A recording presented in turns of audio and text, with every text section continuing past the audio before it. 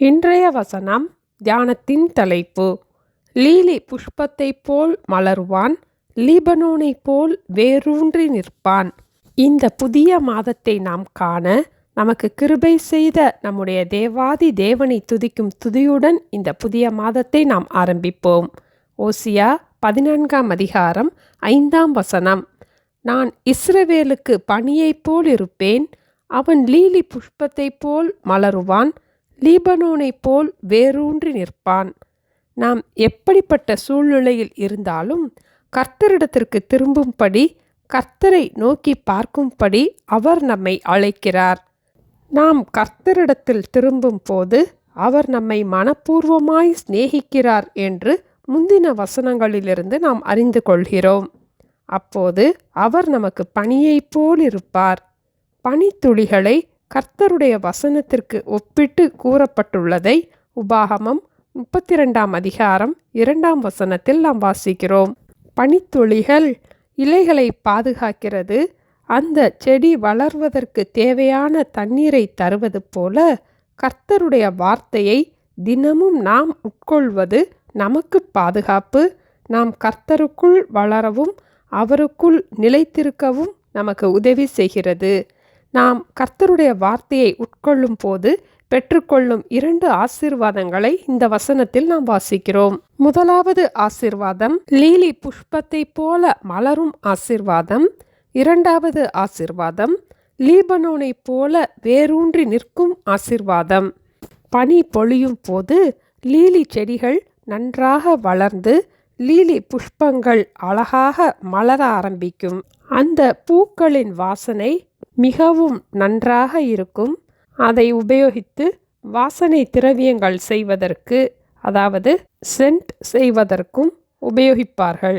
இந்த லீலி புஷ்பத்தைப் போல மலர்ந்த ஆசீர்வாதத்தை பெற்ற பவுலும் கூட 2 கொரிந்தியர் 2ஆம் அதிகாரம் 14ஆம் வசனத்தில், எல்லா இடங்களிலேயும் எங்களை கொண்டு அவரை அறிகிற அறிவின் வாசனையை வெளிப்படுத்துகிற தேவனுக்கு ஸ்தோத்திரம் என்று கூறினார்.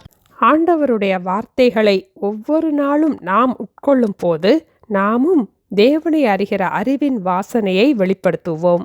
2வது ஆசீர்வாதம் லீபனோனைப் போல் வேரூன்றி நிற்பான். ஆங்கில வேதத்தில் நாம் வாசிக்கும் போது லீபனோனில் உள்ள கேதுரு மரம் என்று வாசிக்கிறோம். இந்த கேதுரு மரம் வளர வளர 20 அடிகளுக்கும் நீளமான வேர்களை விடுவதுண்டு. அந்த வேரினுடைய வளர்ச்சி நிற்பதில்லை. இன்னும் அது வேர்விட பிரயாசப்படும்.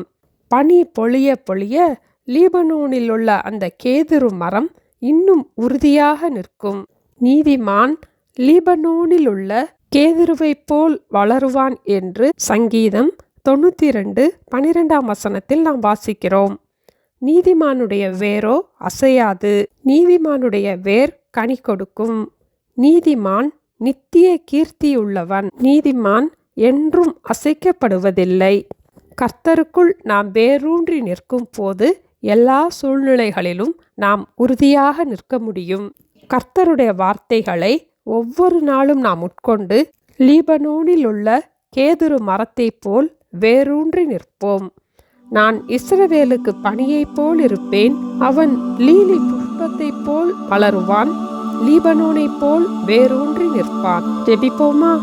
எங்களை நேசிக்கிற எங்கள் அன்பின் ஆண்டவரே, சென்ற 9 மாதங்களும் எங்களை கண்மணியைப் போல காத்து இந்த புதிய மாதத்தை நாங்கள் காண எங்களுக்கு உதவி செய்ததற்காக உங்களை நன்றியோடு ஸ்தோத்திரிக்கிறோம் அப்பா. ஒவ்வொரு நாளும் நாங்கள் கர்த்தருடைய வார்த்தைகளை உட்கொண்டு லீலி புஷ்பத்தை போல் மலரவும் லீபனோனை போல் வேரூன்றி நிற்கும் ஆசீர்வாதத்தை பெற்றுக்கொள்ளவும் எங்களுக்கு உதவி செய்யுங்கப்பா. இந்த புதிய மாதத்திலும் கூட எங்களுடைய பலவீனத்திலே தேவனுடைய பலன் பூரணமாய் விளங்க ஜெபிக்கிறோம் அப்பா.